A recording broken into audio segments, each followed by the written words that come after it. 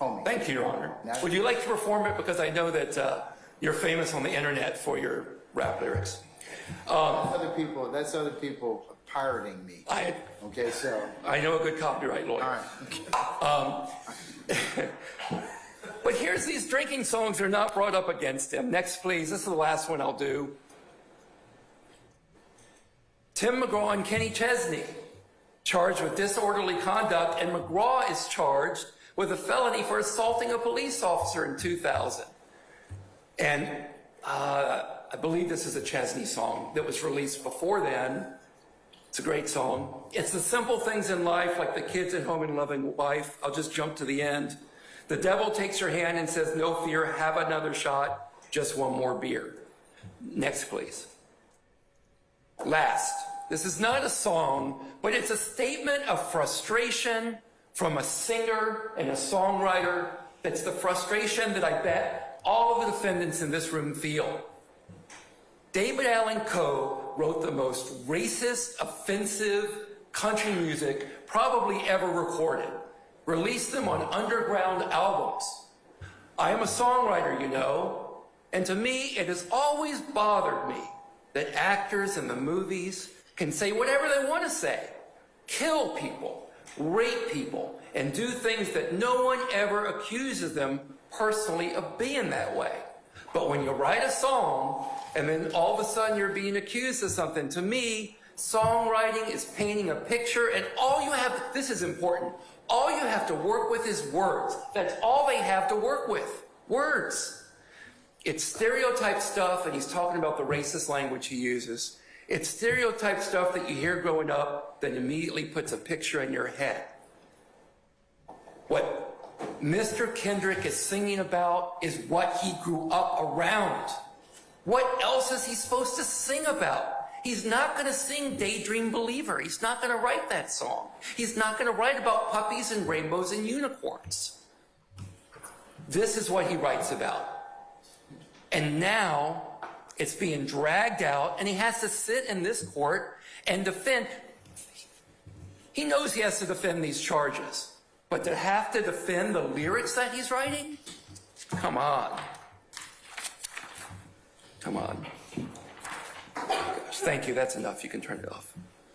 Anyway, I'll be happy to circulate this later. If you'll send a copy of that to your colleagues and Ms. Weaver, please. Absolutely, Your Honor. That would be fine, sir. Okay.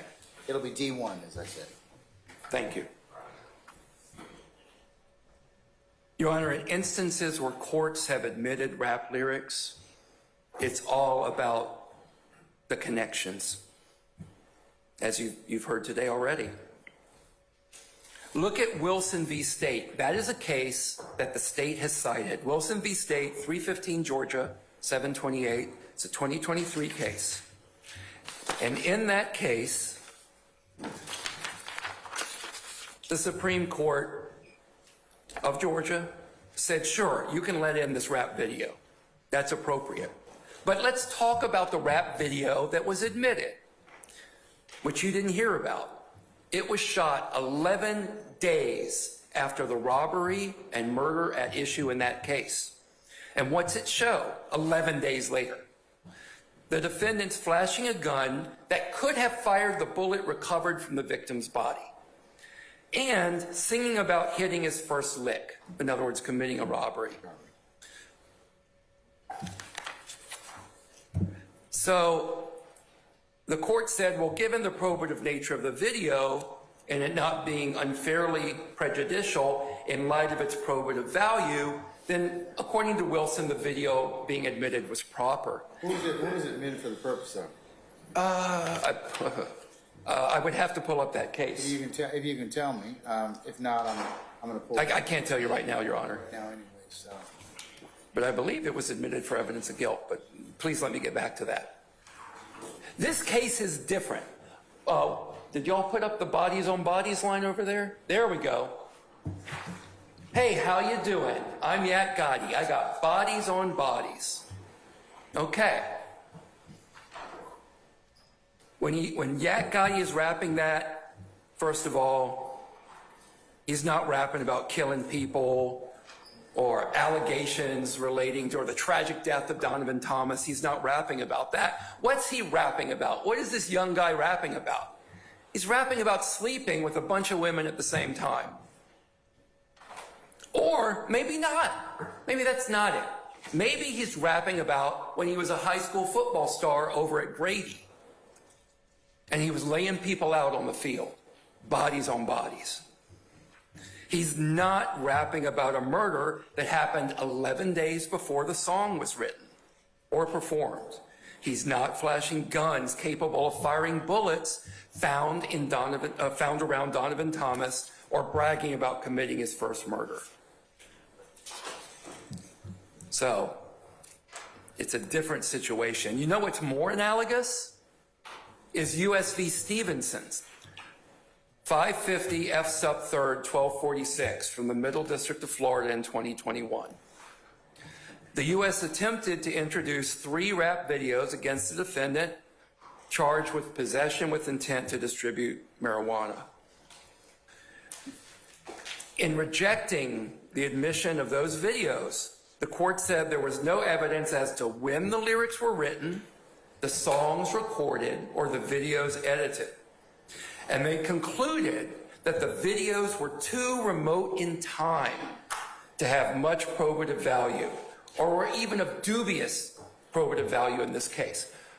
Where's the evidence of when these lyrics were written and recorded with respect, in time, with respect to these underlying allegations? I don't see it here.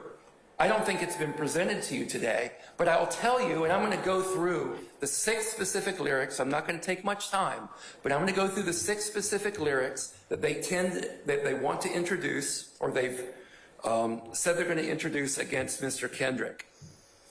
And you'll see that they're too remote in time.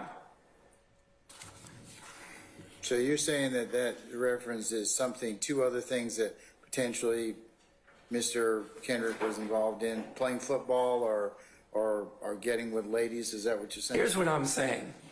That unlike our United States Supreme Court that thinks they're experts in history, I think that courts are experts in law, and that they shouldn't get into the business of musicology and trying to figure out what that rap lyric wrote when Mr. Kendrick wrote it or performed it. Okay, well, let's go back to Wilson. Sure.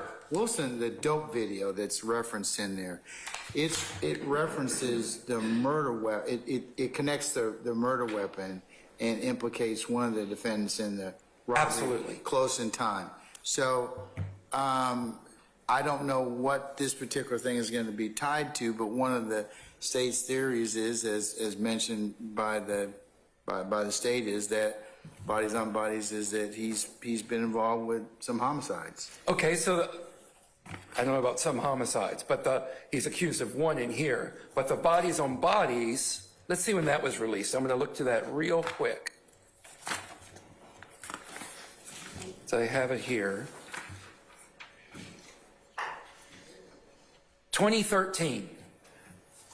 That was from Dream, released in 2013. And there's a distinction, by the way, between when something is written, when it's recorded, when it's released. But it's released in 2013. When is the Donovan Thomas murder? 2015. 2 years later. So what does Bodies on Bodies have to do with the murder of Donovan Thomas? Nothing. Nothing. Why is it here? It's here because it's prejudicial. The state knows this. That's why it's here. That's why rap music is introduced. That's why no other genre is introduced, because rap music is inherently prejudicial. I don't want a special exception for it. I just want you to do the 403 analysis, Your Honor. So you're saying it doesn't have any linkage? Is that what you're saying? 0. If I could say less than 0, I would. No linkage. Yeah, sure. I think before I move on with that, hold on 1 second.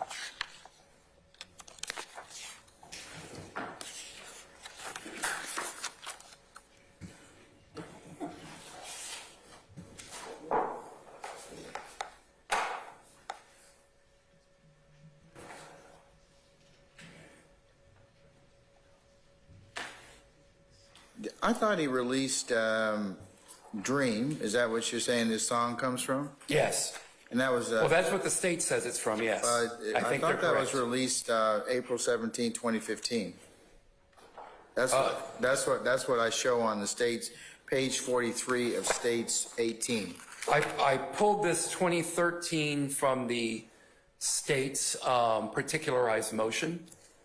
Well, it's saying it's released on Apple Music April 17th of 2015.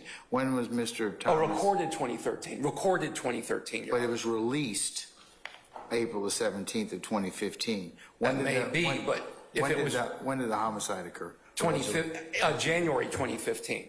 But if it was recorded in 2013, how in 2013, recorded, correct?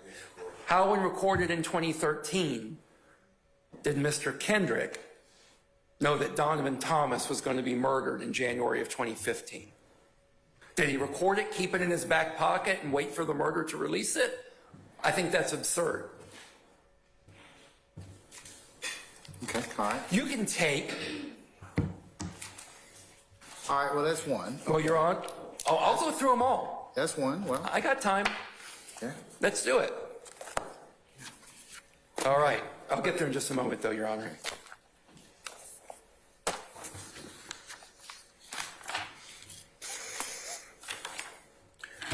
I'm not going to go State versus Skinner, up through State v. Skinner again. It's been beaten to death. But that's the New Jersey Supreme Court case that we reference in our briefs, where they basically throw out the rap lyrics, identifying with Bob Marley, et cetera.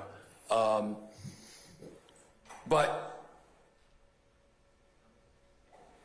again, on the unfair prejudice, let's look at I'm going to give you a quote from Old Chief v. U.S., 519 U.S. 172, Penn site 180. As the Supreme Court has held, the term unfair prejudice as to a criminal defendant speaks to the capacity of some concededly relevant evidence to lure the fact finder into declaring guilt on a ground different from proof specific to the offense charged. That is exactly the risk, that is the danger of admitting these rap lyrics in this case. And look at Rule 404B.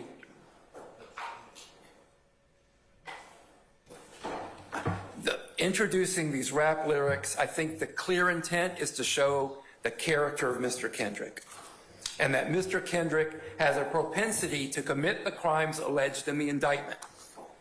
Look at this evil rapper and listen to his words. They're terrible, horrible. Listen to what he says. What a piece of crap character he is. Who else would sing these songs? Who else would rap this music? Heaven forbid our kids hear that. That's not appropriate use. It's not appropriate use. I'm going to leave the state's other arguments right here to Mr. Steele. But I do want to go over the particular lyrics. The rest of your lyrics. Yeah, I'm going to go over the lyrics right now. All right, let's talk about your lyrics. Let's talk about lyrics. Let's go. Okay, back, I don't know if, we'll just go one by one to make sure I hit them all. We've already talked about bodies on bodies. Okay. Okay, but again, what is the probative value of something recorded in 2013 to something that happened in 2015? It's got none. And I will not concede that Yak Gotti and Diamante Kendrick are the same person, just as I would not concede that Ian McKellen is Iago. You know, it's not the same situation. This is a character that he portrays on screen, in videos, in concert, but that's not Diamante Kendrick. Bodies on Bodies has multiple meanings. A convention of rap music, as I've been learning, is the importance of double and triple meaning. Finding double, triple, quadruple meaning is it's a critical skill to the lyricist in rap. And that's what you've got with things like Bodies on Bodies. Multiple meanings. Let's assume, go ahead, Go ahead, assume bodies on bodies means dead bodies in the streets. Assume it means that. Whatever. 2013, Mr. Kendrick doesn't have any accusation that there are bodies on bodies there. And it's a convention, it's what his audience is looking for and demands in gangster rap. But it has multiple meanings. No proximity between the time of the recording of that and the unfortunate death of Mr. Thomas. If you let it in, there's a high risk that the jury is going to misinterpret that.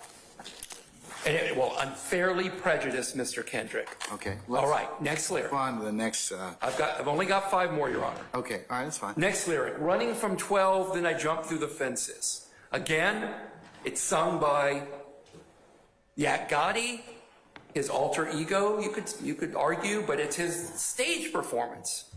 It's his name on the stage. And again, we've got ambiguous, multiple meanings. What is 12? Running from 12. Is it running around his neighborhood at the age of 12? He had a friend named 12 when he was younger. Is it running with his friend named 12? Or is it the police? Or is it all three? Or is it, as good artists do, is it up to the listener to decide what it means? Unfairly prejudicial. Lyric, I rep my life for real, for slimes you know I kill. Take it to trial. Again, I'm going to argue that that's a lyric sung by Yak Gotti, the character, and not Mr. Kendrick. But regardless, I kill. Now I know I have said I killed it. I pray that when I walk out of here today and someone says, Doug, how'd you do today? I'm like, I killed it. I probably won't say that, but you never know. I kill refers to doing a great job when you're rapping in the studio. I kill refers to making money for the label. Multiple meanings. But the problem is, which one is the jury going to take? Next lyric. Excuse my language. Fuck the police, fuck them in a high speed from Slime Shit, March of 2016. Again, a lyric sung by Yak Gotti. It's a reference. It is a call out, Your Honor, to NWA with their famous song, Fuck the Police. It is social commentary. NWA saying it is social commentary. The character Yak Gotti sings it as social commentary. It's common. It speaks to so much in that community that I'm fortunate enough to not be able to really relate to, but what they deal with on a daily basis. But what is the jury, try as they might, and I know they're going to try hard, going to say when they hear fuck the police?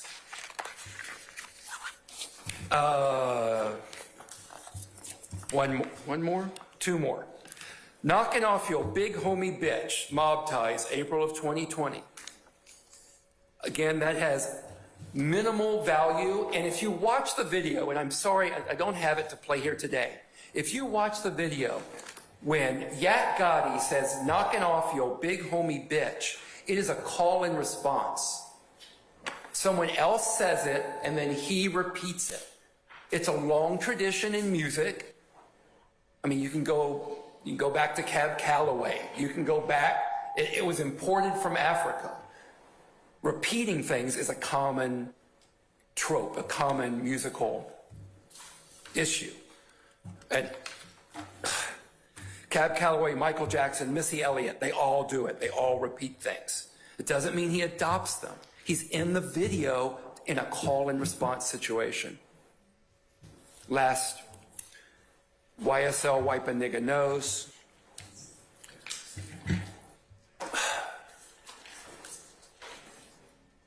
Yak Gotti is in the video. He does not sing that. He is just in the video. And appearing in a video and nothing more should not be adoption of a lyric. Well, do you have a choice to be in the video? Well, do you?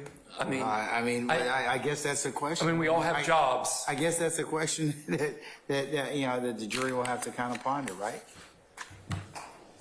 I mean, it's not like somebody's filming and they walk up and they catch you in it where they got to get a release. I mean, but to play it, but or to put you in the video, but you know,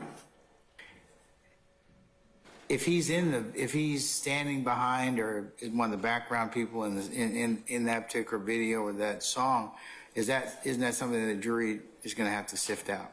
You know, I do not think you can go to look at what Kendrick is thinking or what he's adopting based on what someone else is saying in the rap music video that he's in. Yeah, he's there voluntarily. He's not chained there, but that doesn't mean that he adopts that. Okay. And I'm just going to go back to this, Your Honor. It is only rap music, and you have to ask, that has to defend this. It's only rap musicians that have to come into court. And don't tell me, anyone else, that it's because only rap musicians get in trouble with the law. That is not the case. Not relevant for each case has to be taken on its own individual merit. Exactly. And so when you see all these other cases cited where rap music is admitted, all that I ask you to do is make an independent assessment for this case on a lyric by lyric basis, whether those lyrics are appropriate to be admitted or whether they should be excluded under 403. That's all I ask the court, Your Honor. All right, sir. Okay, thank you. All right. Mr. Steele? Your Honor, I was going to go next, if that's okay. Okay, all right. Mr. Short? Oh, I apologize, Your Honor. We'll take 5 minutes. Everybody should take 5 minutes. We'll come back, okay? Thanks. All right.